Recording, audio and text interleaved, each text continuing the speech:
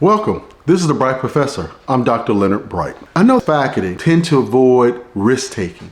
We have spent years developing our careers, years of studying. Our expertise is in the classroom, and none of us joined our fields expecting to be literally on the front lines of politics. It can seem easy to just comply. That keeps you out of trouble. That keeps your job, you believe. And that all will be fine. You just make this change, and if they don't want us to say these things, to teach these things, then let's do that, let's comply. That is one of the worst things that we can do. If you comply with censoring a topic that you know is critical for students' learning, if you censor those topics, you are committing what I believe is professional malpractice. We have an obligation to teach students the truth. And it is unfortunate that teaching the truth has become a liability, a political liability for many of us. But there are some things that we have to identify as being so important that we must risk whatever that comes our way.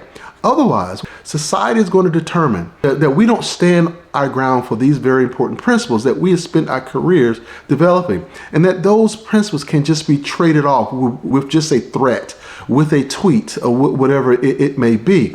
We have to demonstrate that these are important and these are worth standing up for. It's worth even risking our careers to ensure that this information, this critical information that we need to teach our students, they know, and they're not left and released into this world unprepared to deal with the world as it is. And another thing to remember is that you are not alone. A growing group of faculty are actually stepping up onto the front lines to help protect our most important and sacred obligation. So never feel that your stand, or even potentially your sacrifice, is going to go unnoticed. We're going to fight this together and demonstrate to our students, to posterity, to the world, that academic freedom, that freedom of speech, we will protect with everything that we have. Thank you for listening, and until next time, this is the Bright Professor.